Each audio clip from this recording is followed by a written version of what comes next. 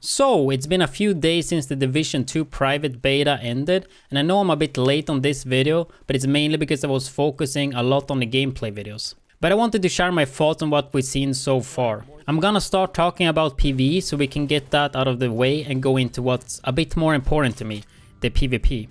So far with the amount of PvE we've been able to play, it feels improved and much better. With the changes to time to kill, you have to play a bit smarter, and all weapons also feels viable this time around.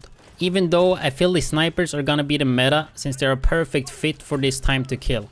This time around there's more NPC variety with their armor and weapons. Also looking at the endgame faction Black Tusk, I like the fact they are so skill heavy with skills such as EMP, drones, some of them heal, some of them explode, and so on. However, I felt like the NPCs sometimes just spammed way too much of the certain skills, such as the suicide drone. The mission lengths are a bit longer compared to Division 1, which I do like. Sadly, what makes the missions longer is that they spawn more waves in certain rooms. It feels a little bit similar to like the horde waves in Falcon Lost, obviously not that many, but it's just wave after wave with NPCs. And I think that can become repetitive and stale when it comes to farming a specific mission a lot of times for a certain item. Something interesting that it did do is to add an RNG factor where the enemy spawns. So if you replay a mission again, you don't know where the NPC will spawn this time around. So I think that's a great feature they added. Looking at the light zone, it feels way more alive this time and the side activities have been improved. A side mission actually feels a bit more like a normal mission and it takes a bit longer compared to Division 1. And the world just feels more alive. So when comparing the PvE in Division 1 to Division 2, I think we should be very pleased because it's all in all just improved. Only thing that really worries me a bit is that some of the endgame NPCs from the invaded mission that I played in the recording event in Paris, such as the robot dogs and the robots in general, didn't really feel that smart and they were quite buggy. But hopefully that is fixed for release since it could have been quite a old build we played, so it's not 100% complete. Then we have the builds. It's what makes the Division such a good game compared to other looter shooters in the market, because you have so much more freedom compared to games like Destiny. With the build info we got from E3, I was a little bit afraid it would be too simple and you wouldn't be allowed to build your character that different compared to other players. But God was wrong. At least for what we've seen for now, it seems like you can build your character a lot different. So normal gear pieces have normal attributes like weapon damage, bonus armor, health and such. And it can also have talents, and those talents can stack, which is really interesting. We also have gear mods, and this time around, the gear mods can have so much different stats compared to before. Then of course the piece itself can be attached to a brand set, and that gives you bonus for equipping 1 to 3 pieces. And on top of that, we will later have gear set as well. They haven't shown the gear sets yet, but just with the brand sets and all that and the gear mods, you can just do so much different stuff, so I can't wait to experience that in the endgame. Something that got a lot of attention during the beta was the weapon mods. The new way it works is that you get 2 stats. For example, one gives you a positive of 15% crit chance and the other one gives you a negative of 15% stability. And in a lot of these cases, it didn't even seem worth to use a weapon mod, since you would lose so much on one stat and gaining in another one, and it didn't just seem worth it. So a lot of times I actually didn't use any weapon mods.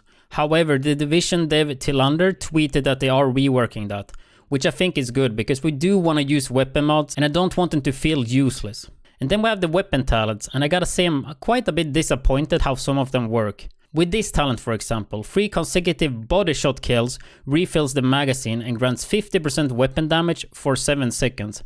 It's a great talent overall, but if you manage to kill someone with a headshot, it won't count. I've seen other talent that work similar where you have to hit the body to get the stack or the talent. What that does is forcing people to aim for body instead of headshots, which I think is horrible thinking.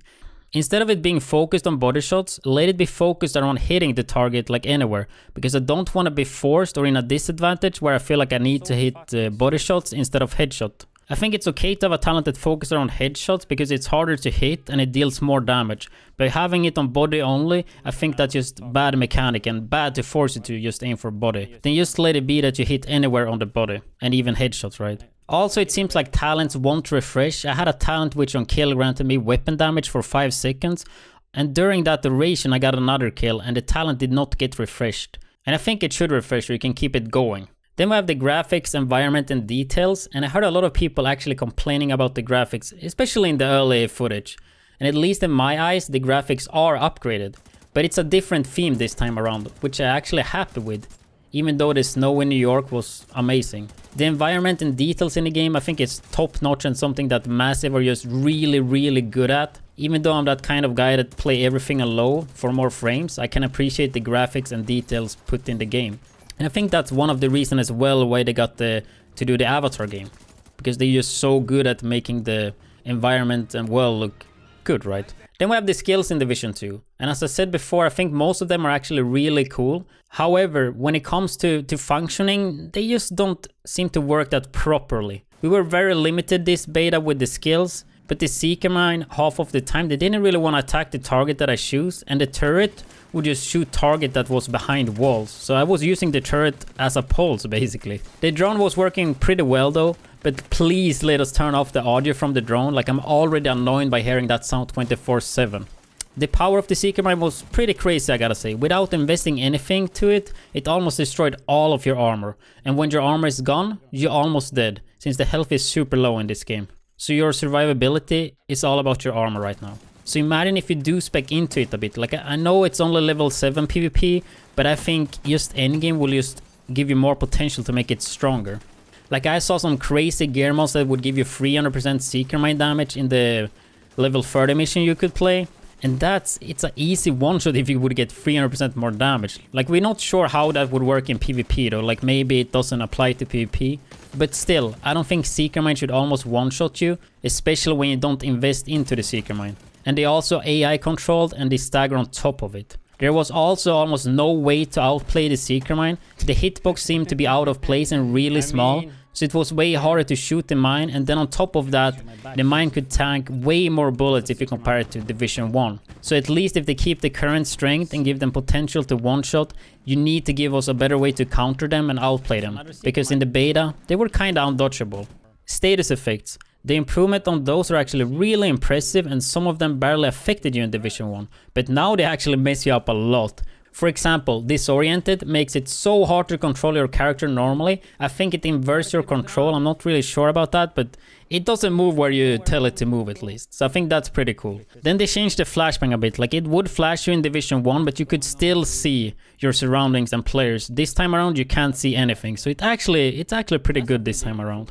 The burn effect was one of the stronger CCs in Division 1, so they did nerf that a little bit. So now you can actually use armor kit, your skills, you can reload your gun, you can even hipfire your gun. So I'm pretty glad with that.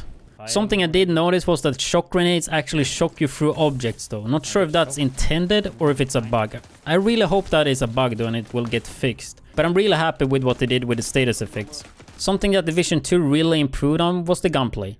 It just feels better than Division 1 gunplay, even though I like that. I think it was pretty good for a third-person shooter, but they managed to improve on that. Most guns feel quite different and they have their own identity. And at the same time, most of the guns feels quite viable this time around. And that was not the case in Division 1. Also, they did change the weapon sound, which I actually really like, but I did hear that some people didn't like it that much, but yeah, at least I like it. And I guess that improves it even further to feel better when you shoot a gun, right? Something that I personally would have liked to see more of is the recoil. So many of the guns are super easy to use, even compared to Division 1. So I would personally like an increase of recoil. However, I know that that's not gonna happen. The game is really console heavy and it's harder to control the recoil on console, so it makes sense. However, I did hear that a viewer said that the USC on console doesn't have as much recoil as on PC, but I'm not sure about that. Maybe I couldn't spam it as fast as I did on a mouse. But if somebody knows, like, please let me know in the comment section below, because it would be interesting to know if they're balancing PC and console differently when it comes to recoil, but I don't think that's the case though.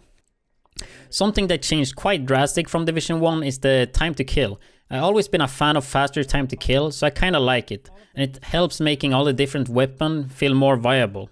But when it comes to PvP in Division 2, we have no burst heals right now, and the beta we played only level 7, so we missed a lot of talents and skills that could help with the healing. I saw a dev mentioning on Twitter that it will be multiple sources for healing in the full game. Probably not burst healing, but if we can get multiple sources of healing and spec for that, I think that will help out with the armor region in PvP.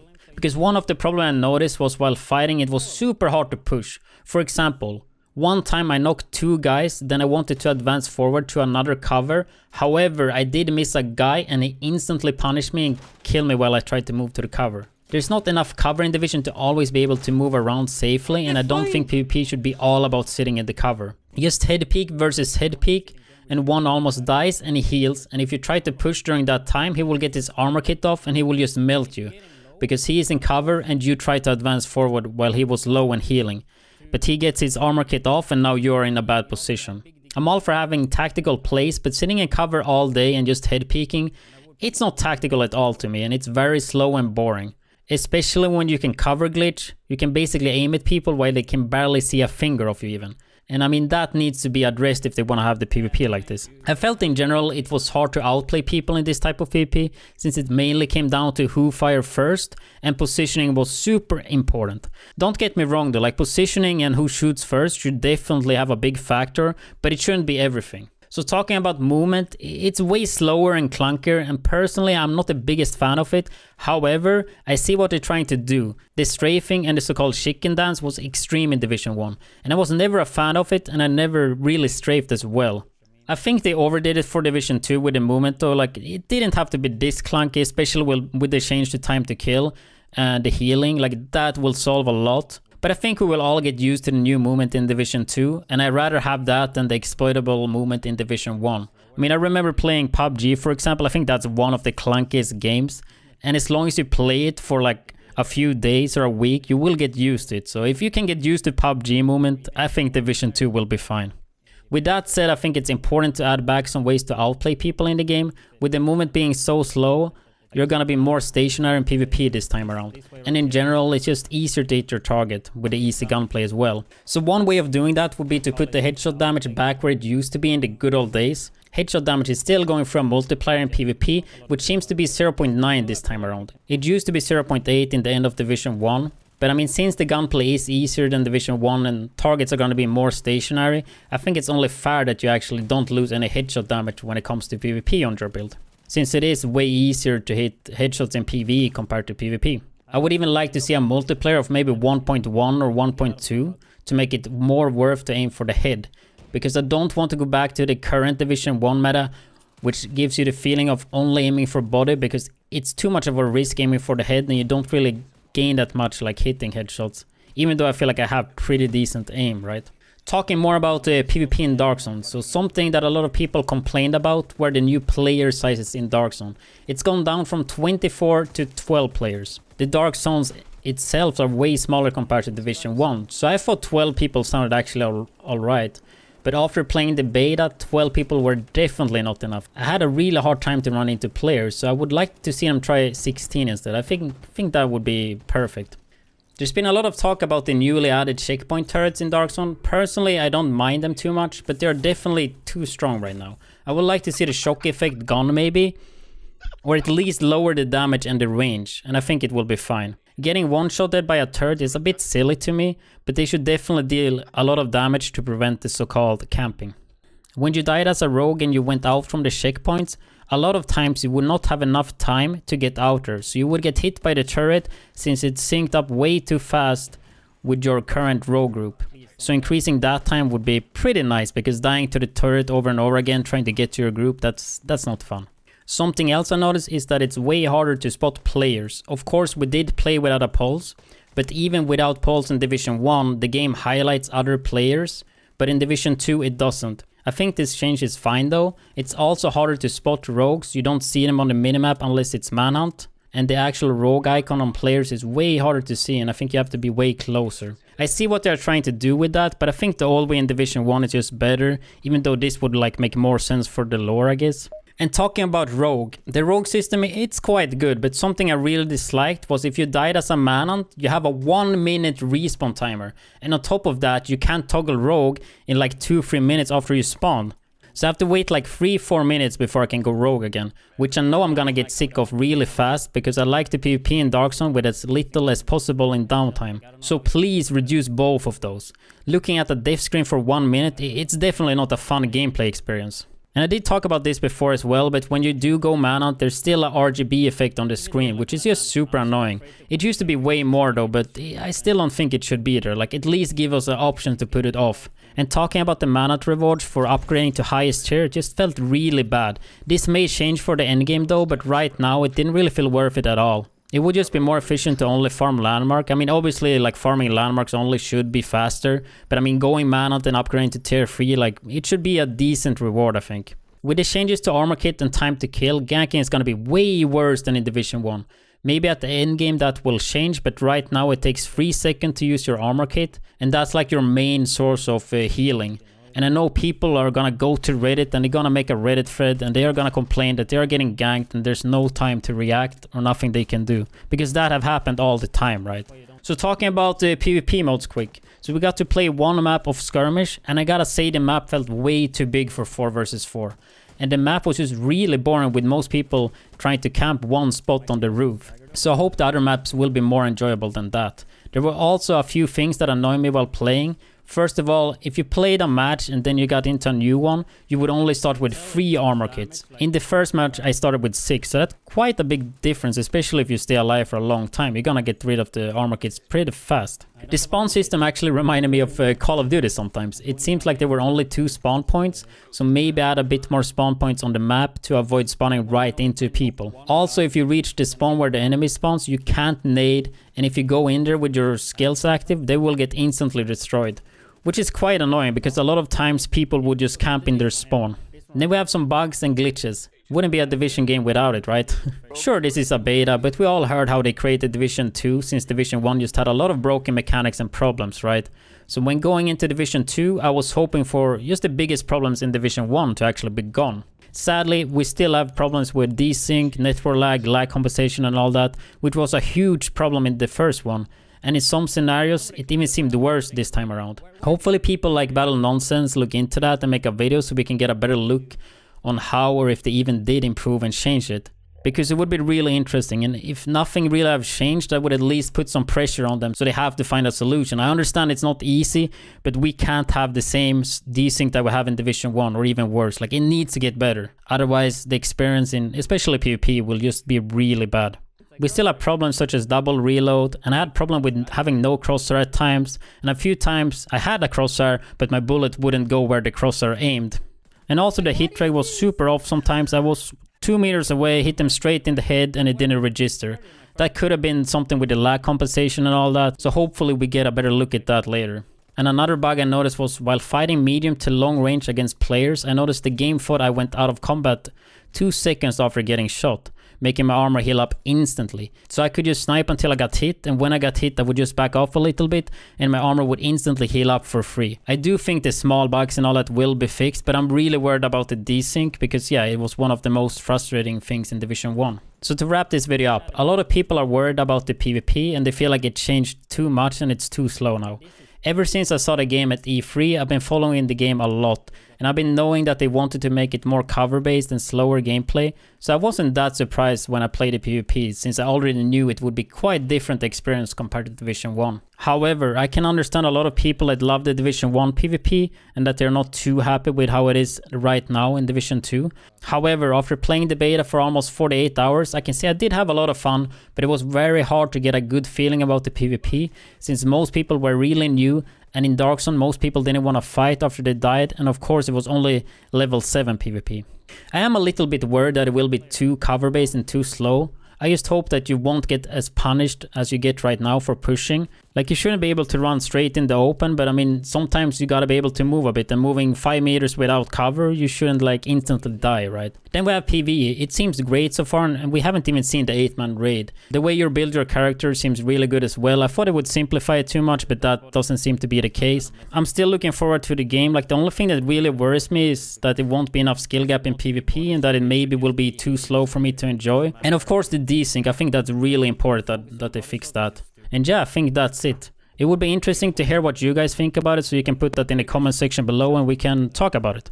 And yeah, thank you guys for watching and have a nice day.